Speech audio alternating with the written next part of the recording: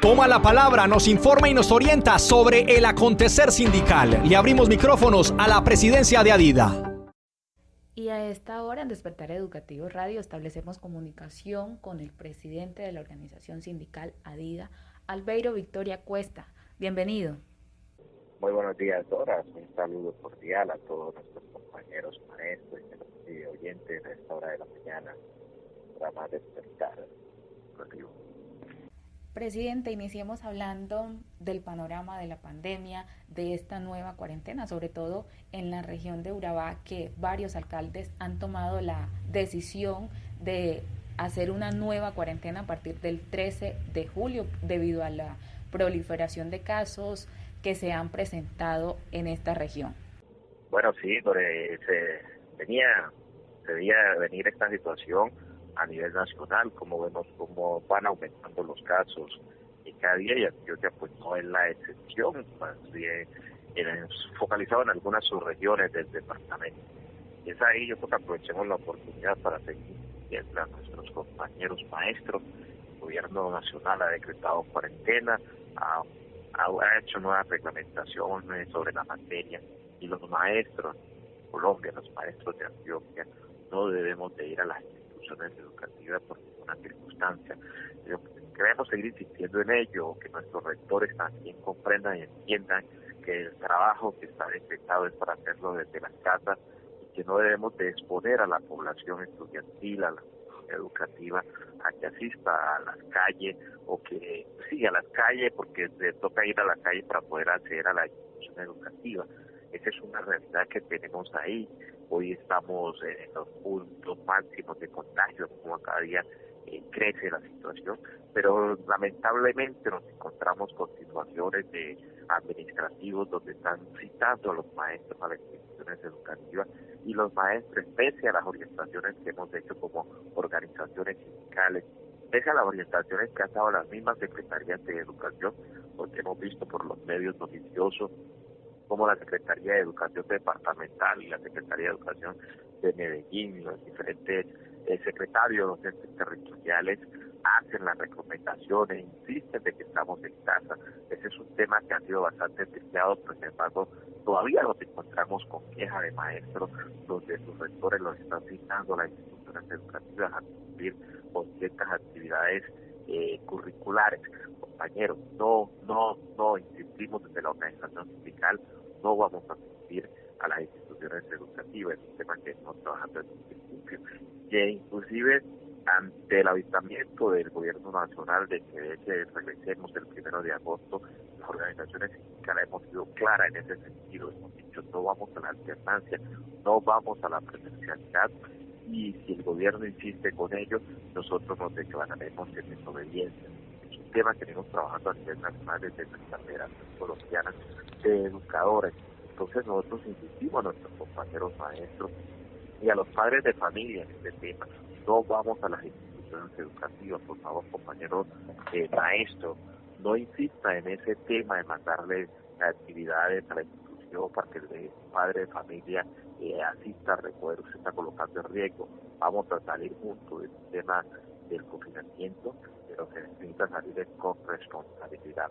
Hoy mañana precisamente se empiezan nuevas medidas de restricciones, donde vamos a tener subregiones donde entran a cuarentena obligatoria nuevamente por todo lo que está ocurriendo a nivel de contagio, y nosotros los maestros de Colombia, los maestros de Antioquia, debemos ser muy responsables con esa situación, debemos estar más bien como presto a orientar a nuestros padres de familia, presto a orientar a nuestros estudiantes para que no se vean afectados por este tema de COVID en sus hogares.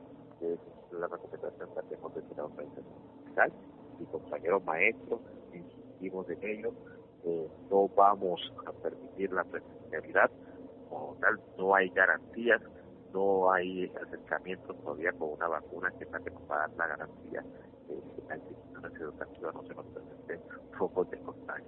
Bien, eso está claro, compañeros. Los rectores que sigan insistiendo por eso, desde luego pues lo estamos solicitando en la Secretaría de Educación para que la Secretaría de Educación tome las medidas pertinente sobre estos casos.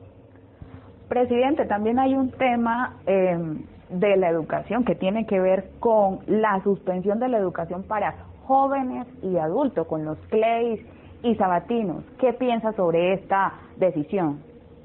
Bueno, efectivamente, en estos tiempos de pandemia, el gobierno nacional ha aprovechado las circunstancias para bajarse, quitarse de encima ciertas responsabilidades. Hoy vemos cómo los gobiernos departamentales, municipales, los que tienen a cargo pues su educación, que tienen certificados, tienen tomando medidas, eso en una regla fiscal, tratando de ahorrar algunos recursos, pero aquí con el tema de la educación para adultos, es un tema de derechos.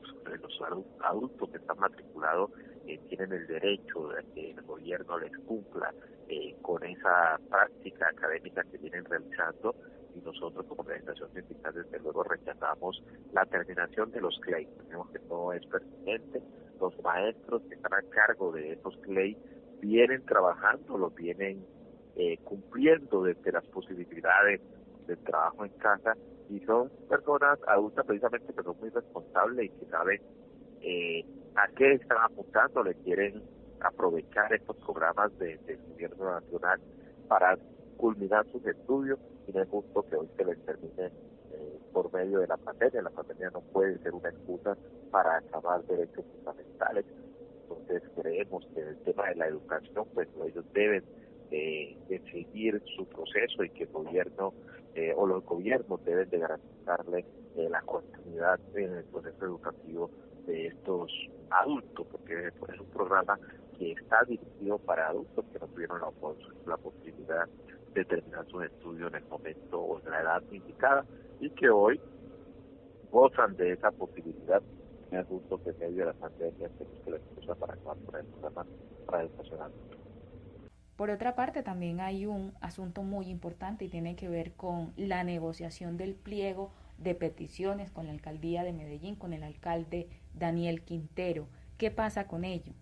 Bueno, efectivamente nosotros, las organizaciones sindicales, con presencia en Medellín, en el mes de febrero, radicamos nuestro pliego de petición, como le indica la norma del decreto 160.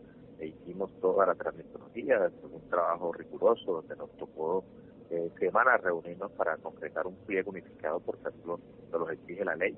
Presentamos ese pliego, se vino lo de la pandemia, luego el Ministerio del Trabajo pues emite recomendaciones para que los entes negocien ya en el proceso de negociación en el marco de la virtualidad, y hasta que pueda pues un tema de presencialidad. Ya hemos instaurado las negociaciones por el municipio de Medellín, donde tenemos, como ADIVA, tenemos presencia importante como el sindicato con mayor número de afiliados en la ciudad de Medellín.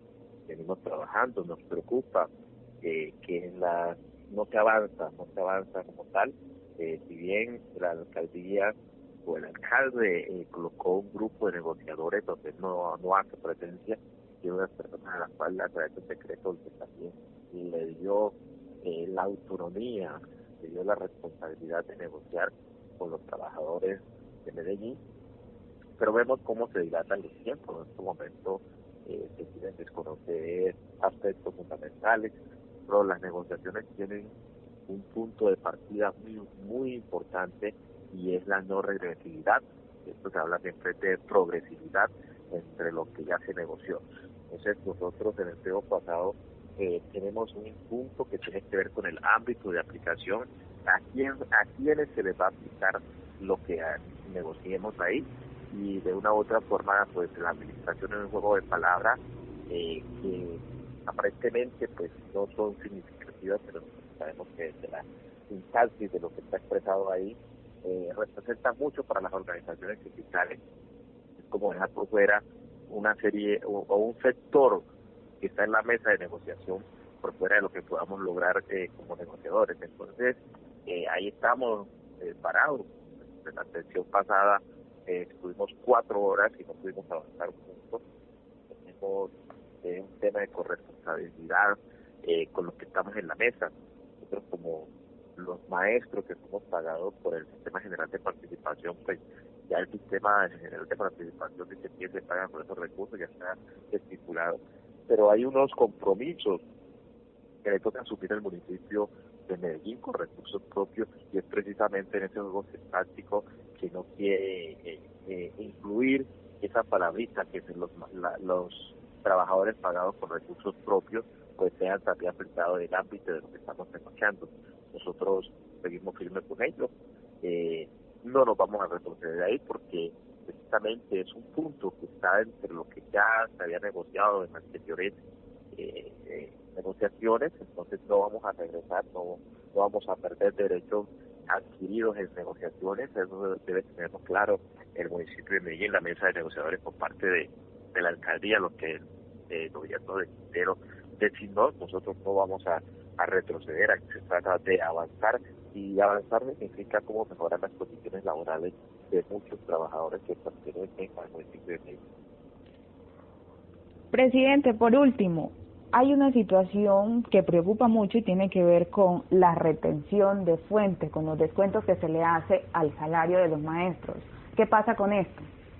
Bueno, efectivamente, es un tema de ley, y aquí los maestros que nos están escuchando, es bueno que se apropien de estos conceptos, porque se vuelve costumbre a esta época del año esta situación, las retenciones en la fuente por salario, ya está estipulado en la normatividad.